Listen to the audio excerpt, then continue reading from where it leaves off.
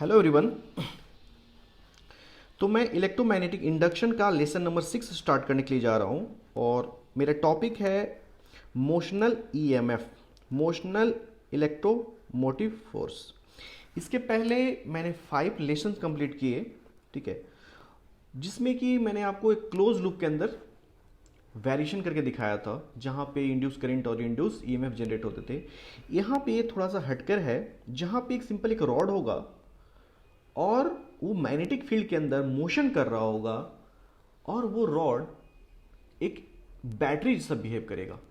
तो ये अपने आप में थोड़ा सा जादू टाइप का है, ठीक है, कि जादूगर अपने छड़ी को लिया और मूव कराया हवा में और उसमें करंट फ्लो कर गया, ठीक है। तो कुछ कुछ ऐसा ही होगा इस चैप्टर में, इस लेसन में, ठीक है। तो इसके जो मैं थ्योरेटिकल पार्ट जो बनाया है वो बेसिकली इस लेसन में मैं थ्योरेटिकल पार्ट दूंगा और उसके नेक्स्ट लेसन में जो कि हमारा लेसन नंबर 7 होगा तो उसमें मैं मोशनल ईएमएफ का क्वेश्चन कराऊंगा, ठीक है। तो स्टार्ट करते हैं लेसन नंबर 6। उसके पहले मैं इंट्रोडक्शन दूंगा, ठीक है। तो my name is Abhayraj, I have graduated from IIT Kharagpur and I have 8 year experience and currently I am running a coaching institutes in Delhi named DP classes, Days to Point classes, ठीक है। तो start करते हैं lecture. तो motional electromotive force, ठीक है। तो यहाँ पे आप देख रहे हो कि एक ये जो शेप कर मैं रखा हूँ इसका लेंथ मैं L एज्यूम कर लेता हूँ, ठीक है। L लेंथ का कोई कंडक्टिंग रॉड है जो कि मैग्नेटिक फील्ड के अंदर मोशन कर रहा है। अगर ये कंडक्टिंग रॉड है तो इसके में क्या होगा, इसके अंदर चार्ज होंगे, पॉजिटिव चार्ज और negative charge. Negative charge electron जो कि फ्री इलेक्ट्रॉन होंगे, ठीक है। तो अगर ये रॉड मोशन कर रहा है, अगर ये रॉड मोशन कर रहा है तो क्या होगा, तो यहां पे आपका चार्ज भी मोशन में आ गया। तो यहाँ पे वो केस हो गया, जो चार्ज है वो आपके मोशन कर रहा है कहाँ पे, मैग्नेटिक फील्ड के अंदर, ठीक है। तो जो फोर्स होगा क्या लगे, फोर्स लगता है कितना, आप मैग्नेटिक फील्ड में मैग्नेटिक चैप्टर में पढ़ चुके हो। वो फोर्स होता है हमारा Q v vector cross of B vector, ठीक है। और मैं यहाँ पे जो ऑब्जर्व करूंगा वो किस पे, इलेक्ट्रॉन पे, ठीक है। तो इलेक्ट्रॉन पे जो चार्ज है वो क्या है, नेगेटिव है। तो उस पर जो फोर्स लगेगा वो क्या लगेगा हमारा minus e v vector cross of B vector, ठीक है। अब जैसे जैसे इलेक्ट्रॉन फोर्स लगेगा ये क्या करेगा, नीचे बॉटम की तरफ शिफ्ट करता जाएगा, ठीक है, शिफ्ट करता जाएगा। और जैसे जैसे नेगेटिव चार्ज शिफ्ट होगा पॉजिटिव चार्ज उसके ऑपोजिट डायरेक्शन में शिफ्ट करेगा, ठीक है। अब आप सोच रहे होगे कि नीचे क्यों मूव करेगा, तो आप पढ़ चुके हो कि फोर्स का डायरेक्शन कैसे कैलकुलेट करते हैं, ठीक है। हम क्या करते हैं, वी वेक्टर की तरफ 4 फिंगर रखते हैं और मैग्नेटिक फील्ड की तरफ अपने 4 फिंगर को क्लोज करते हैं। तो क्या होता है, आपका जो थंब देता है वो उसका डायरेक्शन देता है। तो यहाँ पे आप अपने 4 फिंगर को वेलोसिटी के डायरेक्शन में रखिए और अपने हाथ को कर्ल कीजिए, 4 फिंगर को कर्ल कीजिए तो थंब जो है ऊपर की ओर आएगा। और यहाँ पे चार्ज नेगेटिव है जिसकी वजह से इलेक्ट्रॉन पे जो फोर्स लगेगा वो मैग्नेटिक फोर्स डाउनवर्ड डायरेक्शन में लगेगा विच इज कॉल्ड एफएम। अब जैसे जैसे ये पॉजिटिव चार्ज और नेगेटिव चार्ज शिफ्ट होंगे, यहाँ पे एक पॉजिटिव से नेगेटिव की तरफ इलेक्ट्रोस्टैटिक फील्ड जनरेट हो जाएगा। अब जैसे ही फील्ड जनरेट होगा तो इलेक्ट्रॉन पे चार्ज इलेक्ट्रिक फील्ड के अपोजिट डायरेक्शन में फोर्स आएगा, ठीक है, जो कि एफ ई होगा, ठीक है। ये जो आपका इलेक्ट्रोस्टैटिक फोर्स होगा वो क्या होगा, बेसिकली वेरिएबल होगा, ठीक है। बट जैसे जैसे जैसे जैसे इलेक्ट्रॉन और प्रोटॉन शिफ्ट होते जाएंगे आपका इलेक्ट्रोस्टैटिक फोर्स इंक्रीज करता जाएगा और एक टाइम आएगा जब मैग्नेटिक फोर्स और आपका इलेक्ट्रोस्टैटिक फोर्स दोनों क्या होंगे, इक्वल हो जाएंगे। दैट कंडीशन को क्या कहलाएगा अपना, इक्विलिब्रियम कंडीशन। तो eight equilibrium at equilibrium electrostatic force will be equal to magnetic force। ठीक है, तो इलेक्ट्रोस्टैटिक फोर्स कितना होगा वो लिख लेते हैं। तो इलेक्ट्रोस्टैटिक फोर्स जो होगा आपका वो क्या होगा, चार्ज इनटू इलेक्ट्रिक फील्ड, और यहाँ पे चार्ज हमारे पास क्या है, माइनस ई, तो ये क्या हो गया, minus e into E, put कर देते हैं, ये क्या आ गया, minus e into electric field equal to minus e into v vector cross of B vector. ठीक है, तो यहाँ पे क्या हो गया, ये माइनस ई कैंसिल आउट हो गए, आपका आ गया E equal to v vector cross of B vector. यहाँ पे देखो, मतलब मैं वेक्टर डील नहीं कर रहा हूँ, नहीं तो यहाँ पे ई पे लगाता मैं वेक्टर का साइन। ठीक है, तो इसलिए मैं ये जो ये वेक्टर के फॉर्म में, इसको भी हम स्केलर के फॉर्म में लिख लेते हैं। तो ये क्या आ गया, E equal to we B sine, यहाँ पे मैग्नेटिक फील्ड और वेलोसिटी वेक्टर के बीच में एंगल क्या है, 90 डिग्री है, तो ये आपका 90 डिग्री, तो यहाँ से क्या आ गया हमारे पास, E equal to we B आ गया, E equal to we B आ गया। ठीक है, आपने इलेक्ट्रोस्टेट में पढ़ा है, इलेक्ट्रोस्टेट में आपने पढ़ा होगा कि पोटेंशियल डिफरेंस और इलेक्ट्रिक फील्ड के बीच में रिलेशन E इंटू एल का होता है, E इंटू एल का होता है। ठीक है, तो हम क्या करते हैं, इसका वैल्यू पुट कर देते हैं, तो हमारे पास क्या आ जाएगा, delta V equal to E हमारा क्या है, वी बी, और ये क्या आ गया, L। तो हमारा एक नया फॉर्मूला जनरेट होके आ गया, वो फॉर्मूला क्या है अपना, delta V equal to v v L, very important question, important points, important formula. अब ये जो डेल्टा वी आया, ये बेसिकली है क्या, पोटेंशियल डिफरेंस को ही हम तो क्या कहते हैं, ईएमएफ कहते हैं, इंड्यूस ईएमएफ कहते हैं। तो जो डेल्टा वी बेसिकली आया वो आपका इंड्यूस ईएमएफ है, और वो क्या हो गया, वी वी एल, क्या हो गया, वी वी एल। ठीक है, वी वी एल। अब देखिए, ये जो आपका फॉर्मूला आया induced EMF equal to v v L, ये एक पर्टिकुलर केस है। ठीक है, जब यहाँ पे आपने देखा हमने क्या कंसिडर किया था, हमने एक रॉड को लिया था, ठीक है, और इसे मैं मोशन कराया था भी, तो इसका जो एल वेक्टर है, एल वेक्टर जो है इस डायरेक्शन में, और भी वेक्टर के बीच में एंगल 90 डिग्री, और जो बी था वो इनवर्ट था। तो यहाँ पे आप देख रहे हो कि ये हमारा एल वेक्टर, ये हमारा भी वेक्टर, ठीक है, और ये अंदर की तरफ जो है हमारा क्या है, इनसाइड जो हमारा क्या है, ये बी वेक्टर। ठीक है, तो ये तीनों क्या है, आपस में म्यूचुअली परपेंडिकुलर है। ठीक है, तो एल बी भी, if mutually perpendicular then induced EMF will be v B L. ठीक है, अब मैं आपको जनरलाइज केस में ले जा रहा हूं कि कंसिडर करते हैं, बेसिकली आपको मैं वेक्टर फॉर्म में ले जा रहा हूँ, जहाँ पे किसी भी एंगल पे हो तीनों के तीनों हम क्वेश्चन वहाँ से कर सकते हैं। तो मैं यहाँ पे कंसीडर कर रहा हूँ कि हमारा जो मैग्नेटिक फील्ड है वो आपका लेफ्ट टू राइट है, लेफ्ट टू राइट हमारा मैग्नेटिक फील्ड है। ठीक है, मैंने यहाँ पे एक रॉड रख दिया ये, ठीक है, जो कि एल वेक्टर के साथ, एल वेक्टर और बी वेक्टर के बीच में जो एंगल है कंसीडर कर लेते हैं, ये क्या हमारा थीटा एंगल है। ठीक है, और ये कुछ यहाँ पे एल के साथ कुछ अल्फा डिग्री एंगल बनाकर इधर मोशन कर रहे हैं बी वेलोसिटी से। ठीक है, तो ये आपका बी हो गया, ये वी हो गया, और ये आपका एल हो गया। ठीक है, तो यहाँ पे जो मैग्नेटिक फोर्स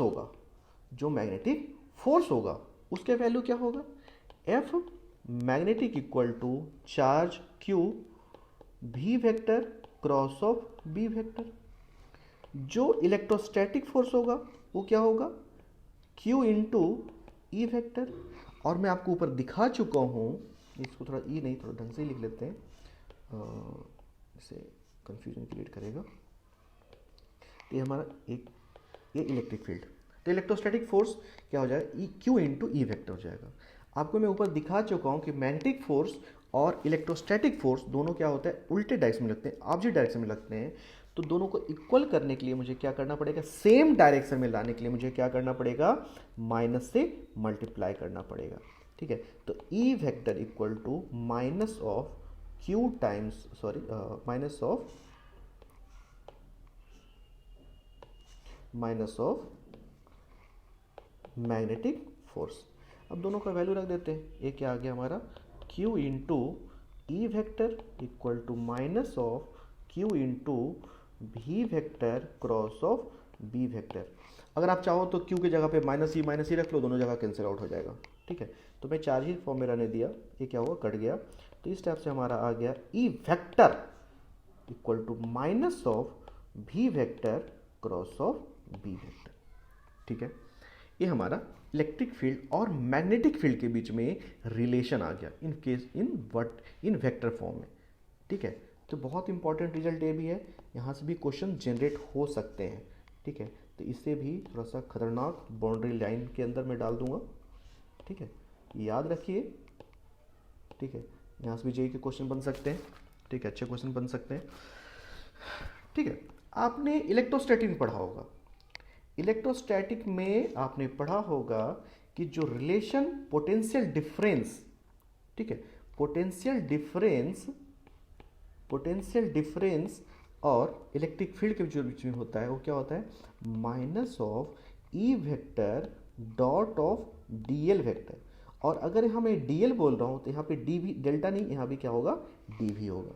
ठीक है, तो आफ्टर इंटीग्रेशन आप जानते हो इतना, इसलिए मैं डायरेक्टली लिख रहा हूँ कि डेल्टा भी इक्वल टू क्या हो जाएगा, minus E vector dot of L vector.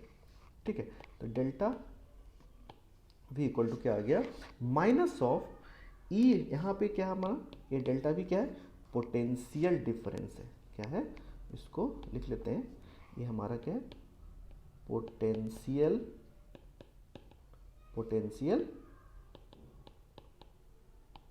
Difference है, पोटेंशियल डिफरेंस है। ठीक है, अब हम क्या करते हैं, इसको फॉर्मूला में रख लेते हैं। तो डेल्टा भी इक्वल टू आ गया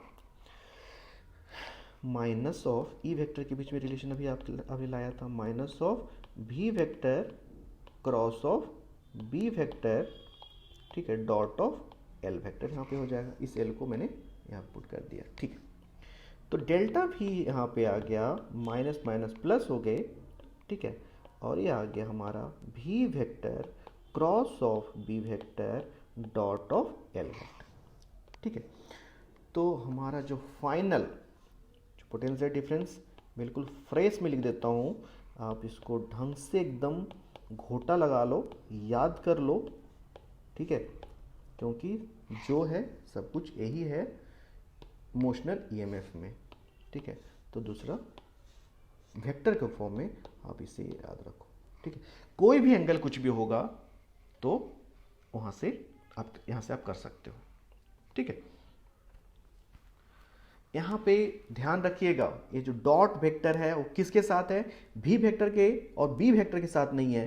भी vector cross of B vector का जो रिजल्टेंट आएगा, ठीक है, जो रिजल्टेंट आएगा, लेट्स से सी वेक्टर, ठीक है, जो सी वेक्टर आएगा वो क्या होगा, उसके साथ एल वेक्टर के साथ डॉट प्रोडक्ट होगा। ठीक है, ध्यान रखिएगा इस बात को। इसी चीज को अलग तरीका से भी डिराइव किया जाता है। इसे मैं दूसरे मेथड से भी आपको मैं डिराइव करके दिखाऊंगा। इसे मैं मेथड 2 बोलता हूं। ठीक है, तो मेथड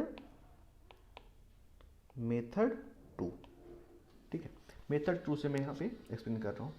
देखिए यहाँ पे जो है आपका ये और ये क्या है, रेल ट्रैक है, रेलवे ट्रैक है। ठीक है, उसके ऊपर ये हमारा एल लेंथ का कोई रॉड मैंने रख दिया।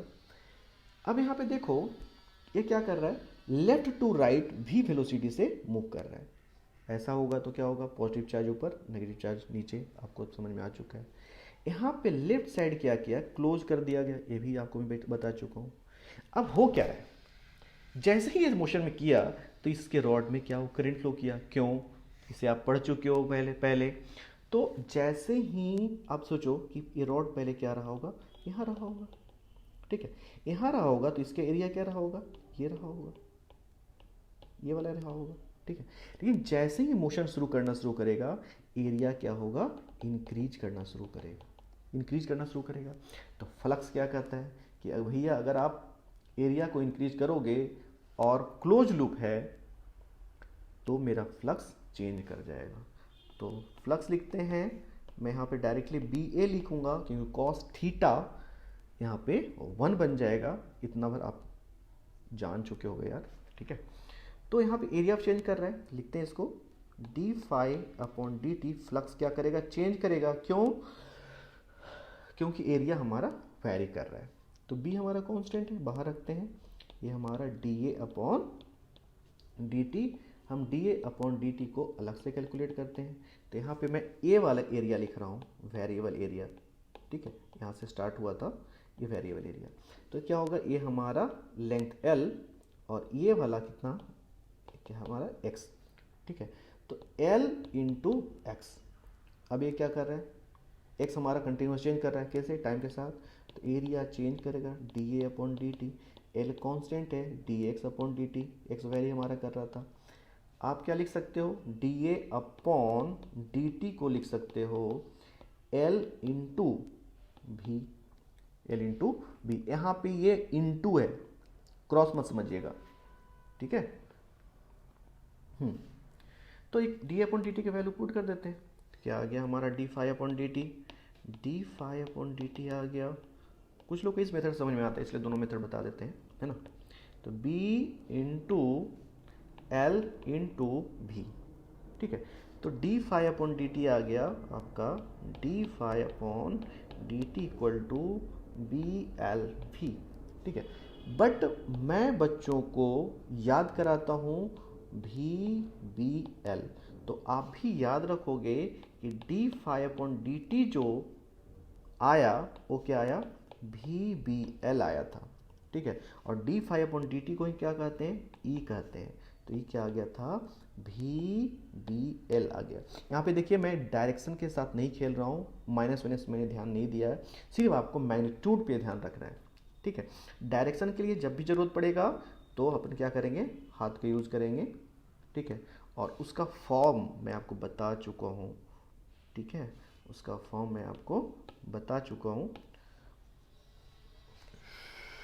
वो क्या था, इस टाइप से था कि E equal to D phi upon D T equal to V vector cross of B vector dot of L vector.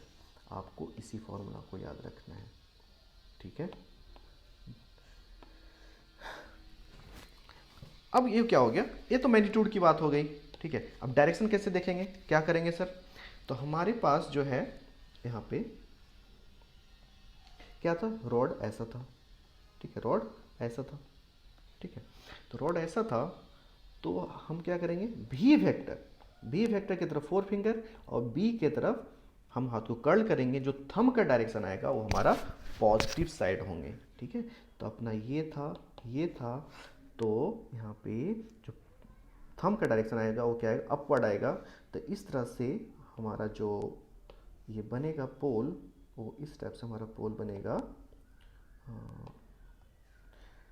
Positive पोल ऊपर होंगे और नेगेटिव पोल नीचे होंगे, ठीक है, इस टाइप से। अगर मैं कहूँ ए और बी, तो जो ई है, पोटेंशियल डिफरेंस है, वो V A minus of V B equal to we B L होगा। अगर कहीं आपसे पूछ दे, इसी सब कुछ डायरेक्शन यही है, ठीक है, और यहाँ पर पूछता है कि V B minus of V A क्या होगा, ठीक है, तो आपको कहना होगा minus of V B L, minus of V B L.